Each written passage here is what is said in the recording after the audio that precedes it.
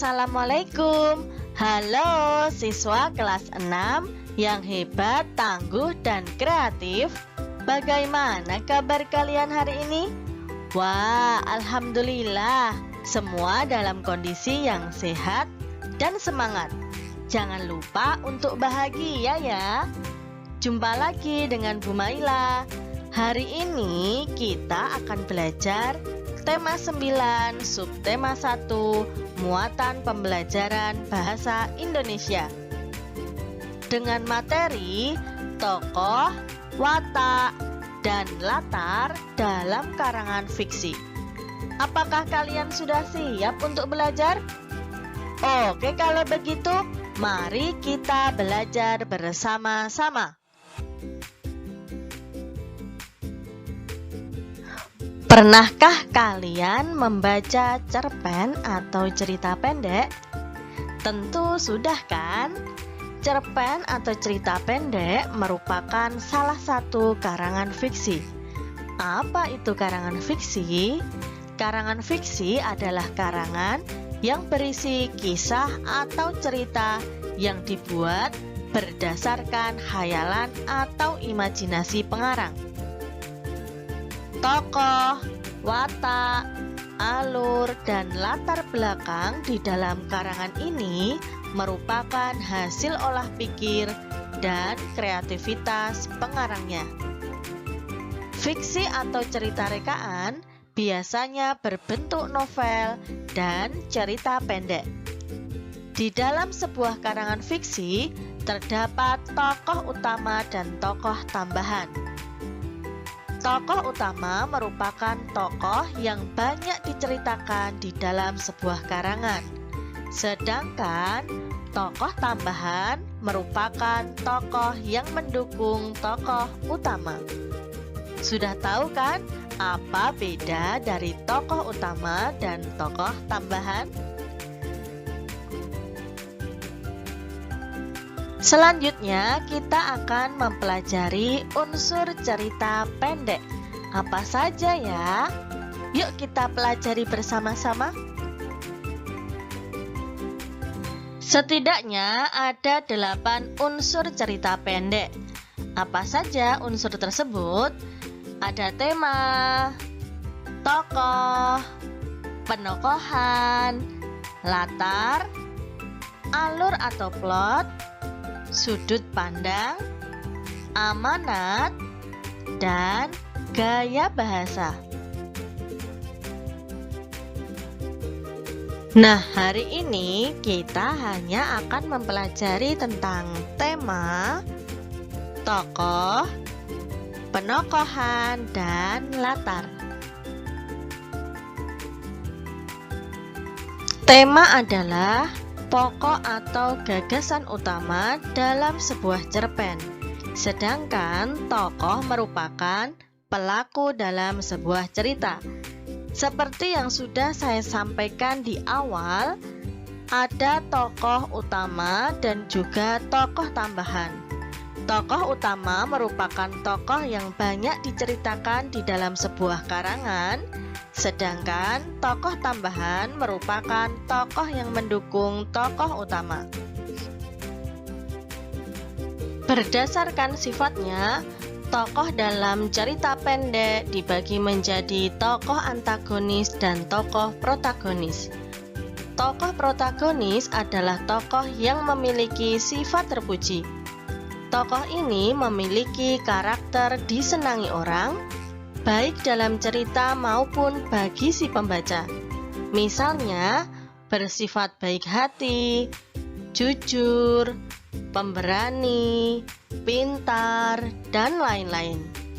Biasanya, penokohan yang seperti ini justru mendapat perlawanan di bagian konflik.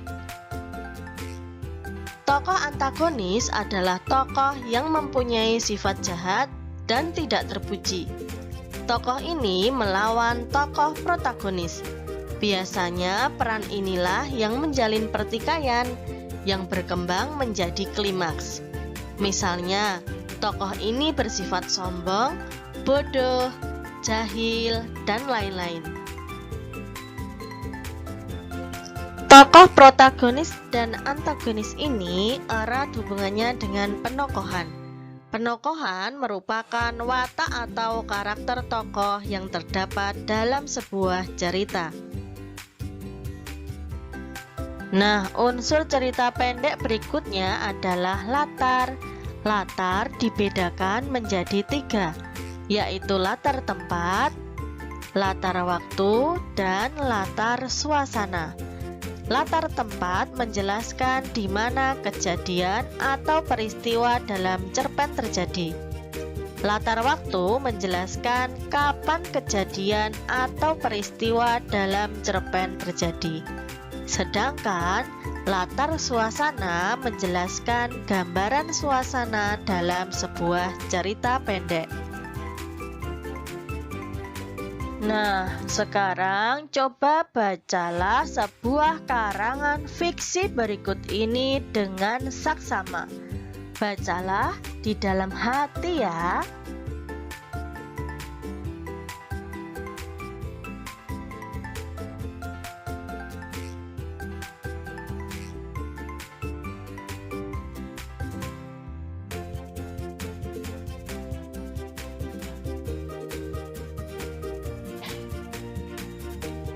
Nah, ini dia lanjutan ceritanya. Silakan anak-anak baca dalam hati ya.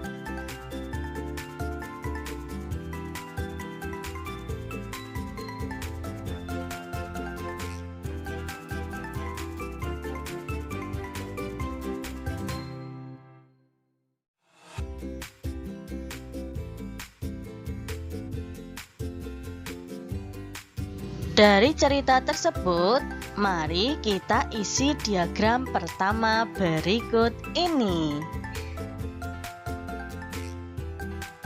Apa ya judul karangan fiksinya? Ya betul, Barisan yang Menyenangkan. Cerita ini ditulis oleh Amanda Naila. Tokoh utama yang ada pada cerita Barisan yang Menyenangkan adalah Tiara. Bagaimana watak tokoh utamanya? Ya betul, Tiara memiliki rasa ingin tahu yang besar dan selalu bersyukur. Lalu apa ya tindakan dari tokoh utamanya? Tiara melamun karena memikirkan alasan bumi tidak bertabrakan dengan planet-planet, padahal jaraknya dekat. Nah, ini adalah penggambaran dari tokoh utamanya, yaitu Tiara. Dan selanjutnya, tentang pendapat tokoh utamanya. Sikap Tiara sangat patut untuk dicontoh karena rasa ingin tahunya besar dan tidak malu bertanya. Selain itu, ia juga bersyukur atas kebesaran Tuhan. Bagaimana? Sangat mudah kan mengisi diagram pertama ini? Nah, selanjutnya kita akan mengisi diagram kedua berkaitan dengan watak tokoh utama dan tambahannya, hubungan antar tokoh, dan latar tempat, waktu, suasana yang ada dalam cerita tersebut. Nah, mari kita isi diagram keduanya. Judul ceritanya adalah Barisan yang Menyenangkan. Pengarangnya Amanda Naila. Lalu bagaimana watak tokoh utamanya? Tokoh utamanya adalah Tiara. Ia memiliki rasa ingin tahu besar dan selalu bersyukur. Lalu bagaimana watak tokoh tambahannya? Siapa ya tokoh tambahannya dalam cerita tersebut? Ya betul, ayah dan ibu Tiara. Bagaimana wataknya? Sabar dan penyayang. Lalu bagaimana hubungan antara tokoh utama dan tokoh tambahannya? Tokoh utama dan tokoh tambahannya saling terkait satu sama lain sehingga memengaruhi jalan ceritanya. Jika tidak ada tokoh tambahan, tokoh utama tidak akan bisa menyampaikan isi cerita secara sempurna kepada pembacanya. Latar tempat yang digunakan dalam cerita tersebut adalah halaman belakang rumah. Latar waktunya malam hari. Bagaimana dengan latar suasananya? Diliputi rasa ingin tahu. Sangat mudah bukan mengisi diagram 2 ini?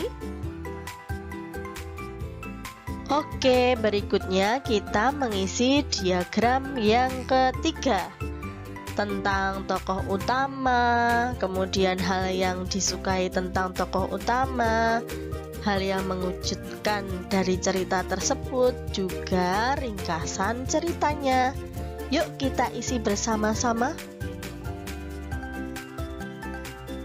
Mari kita isi diagram ketiga satu persatu. Dari judulnya, judul ceritanya adalah Barisan yang Menakjubkan dengan pengarang bernama Amanda Naila. Tokoh utama dalam cerita tersebut adalah Tiara. Kemudian ia memiliki watak rasa ingin tahu yang besar dan selalu bersyukur. Hal apa yang paling disukai tentang tokoh utamanya? Ya betul, yang paling disukai dari tokoh utama adalah ia memiliki rasa ingin tahu yang besar dan mau bertanya kepada ayahnya. Kemudian hal yang paling mengejutkan dalam cerita tersebut adalah penjelasan ayah Tiara tentang planet bergerak mengikuti orbit yang mengelilingi matahari sebagai pusat tata surya, sehingga planet-planet tersebut tidak saling bertabrakan. Nah, ini yang terakhir tentang ringkasan ceritanya.